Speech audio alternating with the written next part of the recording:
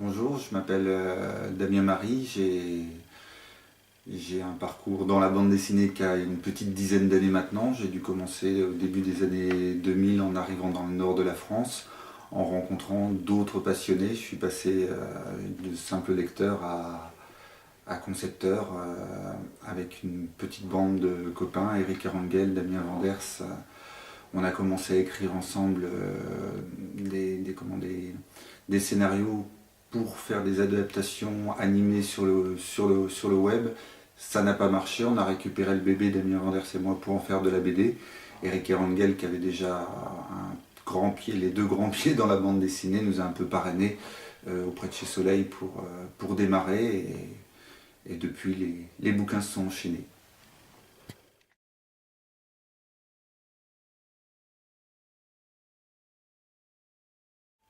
Je crois pas que j'ai un genre de prédilection. J'aime toucher à tout. J'aime surtout pas me répéter. Donc je vais aller toucher une fois de la SF, une fois quelque chose un peu plus roman graphique, une autre fois un western. Je reviens au western. Là, je vais refaire un western qui sort en août. J'aime donc le point commun dans tout ce que je fais, c'est souvent une histoire assez noire, mais mais c'est tout. J'ai pas de genre après. C'est pas tant c'est pas tant le genre qui m'intéresse que ce qu'on peut raconter dedans. C'est l'aventure humaine qui va se passer dedans qui va m'intéresser. Travailler les sentiments des personnes, les mettre dans des situations qui les obligent à se dépasser, à se surpasser ou à se faire dessous, mais qui nous font comprendre les facettes humaines et sociales des différents personnages. Le monde importe peu.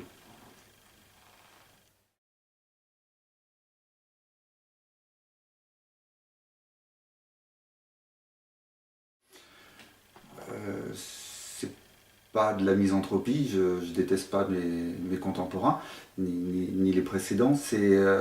En fait, c'est presque je dirais que c'est de l'ordre du fantasme plus. On est tous attirés par des choses qui sont un petit peu dégueulasses. Il faut voir les gens ralentir sur l'autoroute dès qu'il y a un accident. C'est des choses qui nous fascinent. Donc moi je l'exploite de cette façon-là. Je travaille la fascination et j'essaie toujours de pousser mes personnages dans des situations qui font que les sentiments sont exacerbés et les situations le sont aussi. Donc voilà, c'est... Non, je déteste pas mes contemporains. Par exemple, dans Welcome to Hope, la fin du tome 1 peut paraître assez trash, mais bon, voilà, je traite un personnage qui est méchant, qui est cannibale et tout ça. À un moment, je me sens obligé, c'est pas de la perversion de ma part, mais je me sens obligé de le mettre en image dans sa situation. Et il en arrive presque dans le tome 2 à expliquer pourquoi, quel est son mécanisme, pourquoi il fait ça et comment c'est normal. Le sadisme ne m'intéresse pas autant que son système de défense. Et puis de toute façon, on a toujours été baigné dans des univers assez violents, assez sadiques. Moi, je me sers des contes dans deux séries que j'ai fait, La cuisine du diable ou Règlement de compte, comme point de départ pour placer mes histoires. Donc, j'ai relu tous les contes de nos enfances qui ont dû nous bercer et nous permettre de faire de jolis rêves.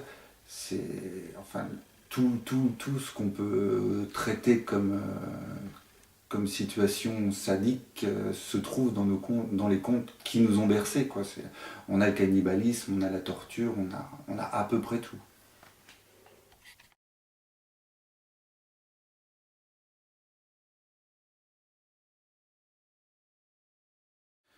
Alors, ben, c'est plus un jeu technique de scénariste, hein, de revisiter faire un mix avec des éléments existants et les réinterpréter. Euh, Par exemple, dans La cuisine du diable, je le fais deux fois. J'associe à mon histoire les histoires de différents contes et l'histoire en général. C'est-à-dire que je place des éléments de conte qui viennent en général euh, presque du Moyen-Âge, et une histoire beaucoup plus contemporaine, la Prohibition aux États-Unis. Je les mixe pour faire quelque chose de nouveau. C'est de la soupe de scénariste. J'adore faire du détournement. Enfin, c'est le principe d'une histoire, c'est de prendre des éléments qui nous entourent, que ce soit des sentiments ou des faits historiques, de les réinterpréter, de les refaire. Donc moi c'est une technique qui m'a amusé. Comment elle m'est venue, je ne le sais plus. C'est un principe que j'aime bien. J'ai travaillé les trois axes de méchants dans les contes en général. J'ai travaillé dans Règlement de compte les loups. Tous les contes que je traite, tous les contes que je traite dans Règlement de compte ont comme méchant commun le loup. Dans La cuisine du diable, on retrouve les ogres, Barbe Bleue, l'ogre du Petit Poucet, etc. Et chez Vent d'Ouest, là, on est en train de réaliser avec Karl une suite entre guillemets de La cuisine du diable qui s'appellera certainement Angeles, où là je traite d'un troisième méchant emblématique dans les contes, ce sont les sorcières.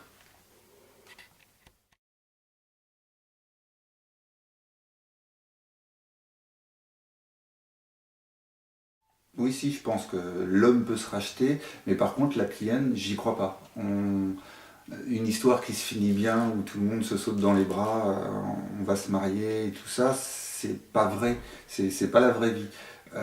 Mes histoires ne se terminent pas obligatoirement mal, ça dépend comment on les regarde. Les personnages en général qui sont les héros sont pas tout à fait morts à la fin, c'est déjà un point positif. Et puis ils ont grandi dans leur histoire, ils se sont confrontés à différents problèmes, ils s'en sont sortis plus ou moins bien, mais c'est sûr qu'ils s'en sortent pas comme des chevaliers blancs. On n'est pas propre, on vit avec les coups qu'on a pris, les personnages aussi.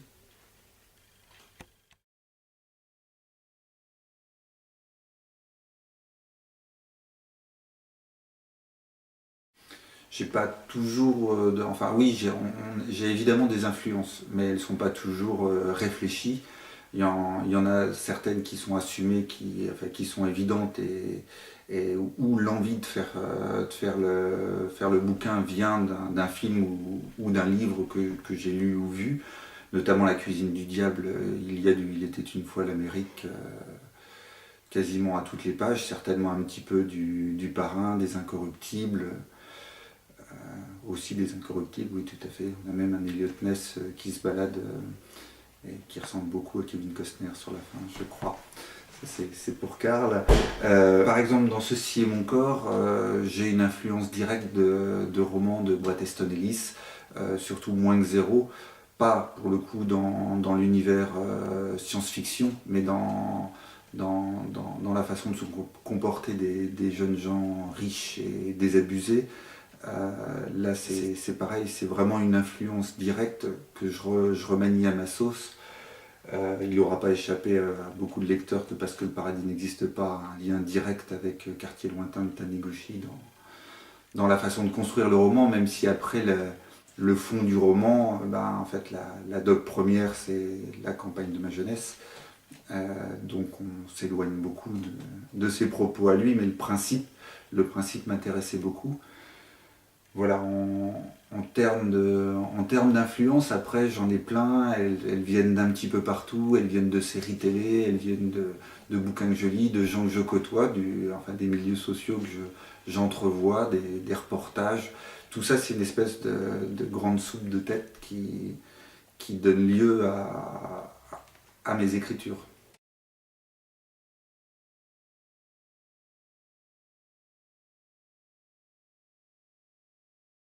C'est pas évident de choisir parmi mes BD celle que je verrais le mieux adaptée ou la plus intéressante. Directement, Ceci est mon corps me parle assez bien en termes de cinéma parce que j'aime le cinéma qui bouge, j'aime pas trop le cinéma qui m'endort. Et Ceci est mon corps serait vachement dynamique, je pense. Après ça, La cuisine du diable me parlerait beaucoup. J'adore le film d'époque. Ouais, techniquement, ce serait quand même Ceci est mon corps qui a une vraie bonne dynamique de film Quand j'écris mes scénarios, je les pense un peu storyboard plus que bande dessinée. J'ai des points de vue dans ma façon d'écrire. Les dessinateurs les reprennent à leur façon après, mais dans ma façon d'écrire, mes scènes sont souvent en plan statique, enfin en plan cinéma. Non, pas vraiment statique, mais on suit vraiment une caméra. On passe en caméra subjective, on revient, on tourne. Ce qui n'est pas obligatoirement du vrai découpage BD, c'est plus mes dessinateurs qui le transforment. Je pense vraiment quand j'écris mes scénarios, je pense cinéma. Je vois les choses bouger. C'est après à mes dessinateurs de se débrouiller pour à réussir à les fixer sur le papier.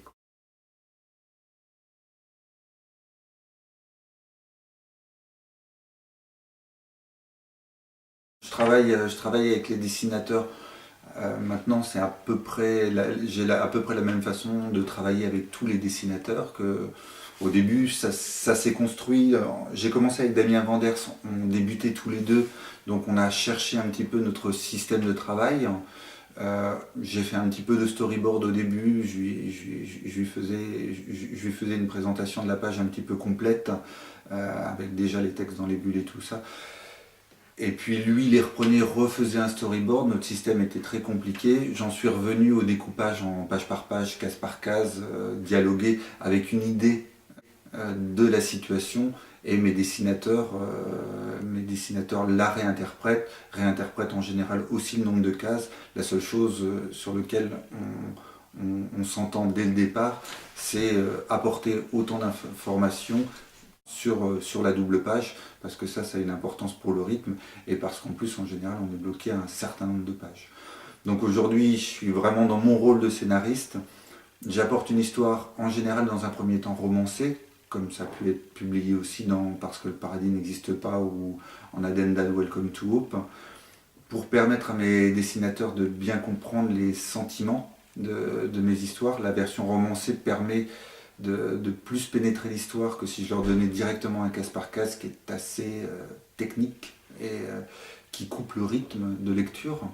Une fois qu'ils ont ça, je reprends cette histoire-là et je la découpe en page par page, case par case. Et là, par contre, du coup, là, je donne des informations sur le contenu de la case, sur le plan de la case, des informations très succinctes, parce que la version romancée doit leur avoir apporté assez de sentiments, assez d'informations pour eux déjà avoir l'image, et puis pour eux se permettre de développer leur partie artistique sans que j'y intervienne trop. On est deux auteurs à part entière.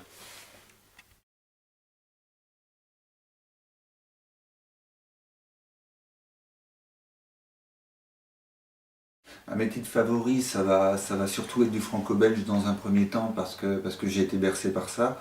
J'ai rencontré le comics et le manga beaucoup plus tard.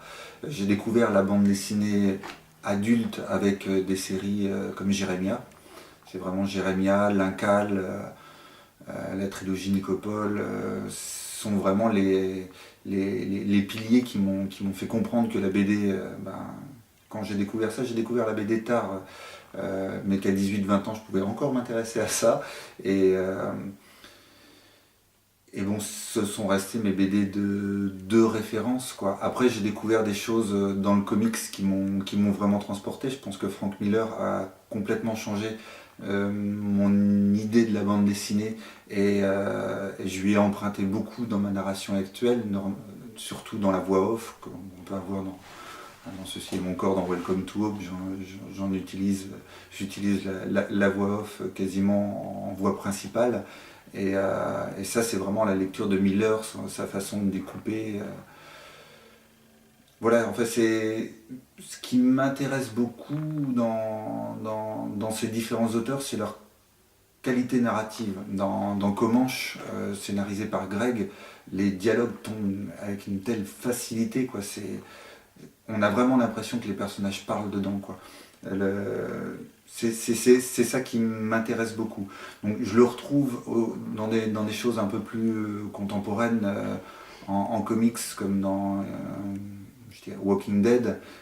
Ça reste du soap opéra, mais l'écriture fait que je me laisse baigner par la chose, les dialogues marchent bien, les rebondissements arrivent souvent, donc ça fait partie de mes BD de référence aujourd'hui.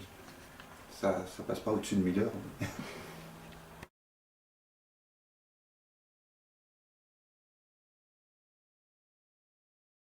Pas mal de parutions sur la fin de l'année là, qui arrivent. J'ai un western un peu spécial, assez contemporain, qui se passe en 1890, qui s'appelle Wounded, que je réalise avec Loïc Malinati chez Grand Angle. Donc c'est un western qui va traverser des éléments, des faits historiques, des derniers éléments de guerre indienne, des dernières confrontations, notamment la confrontation, le massacre de Wounded Knee. Donc voilà, ce sera en 2 tomes, le premier à paraître en août prochain.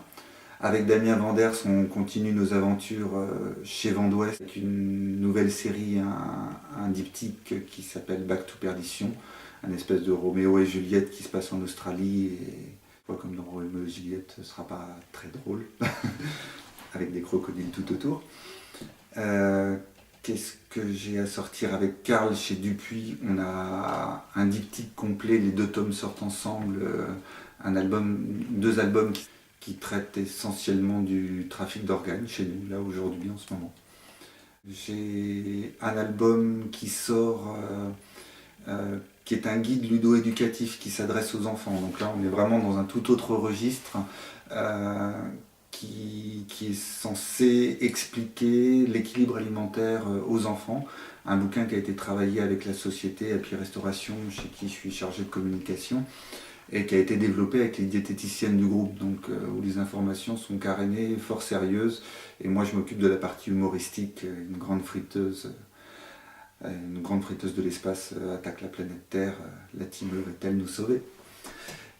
J'ai un autre album avec Sébastien Goethals, avec qui j'ai fait Ceci est mon corps et avec qui je développe en ce moment Need, un polar contemporain dans les milieux du mannequinat et de la drogue à Paris en ce moment. Un polar assez dur. Voilà pour ce qui va sortir sur la fin de l'année. Je ne pense pas avoir fait d'oubli. Puis là, je suis sur d'autres projets. Avec Karl, on remplit chez Vent d'Ouest pour faire une suite, mais bien après La Cuisine du Diable, une petite dizaine d'années après la Cuisine du Diable, donc post-prohibition. Les aventures de Poussé et Anne, Anton et Anne continuent de ne pas être très drôles.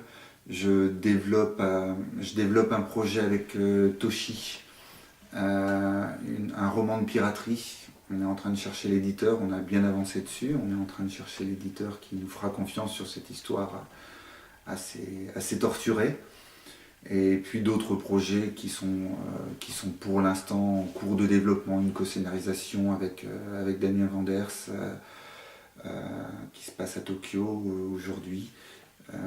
Puis d'autres projets qui sont pour l'instant à l'état d'embryon, donc que je développe gentiment. Un petit peu toujours dans la même veine de polar, d'histoire pas très drôle, mais en général avec des sentiments assez marqués et des études sociales que j'essaie de pousser.